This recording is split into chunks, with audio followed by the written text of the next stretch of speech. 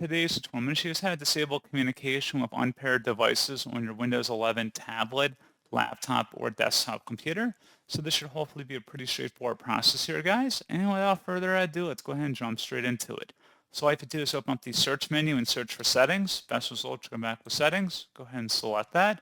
On the left panel, select privacy and security. And then on the right side, you want to scroll down underneath app permissions and select where it says other devices.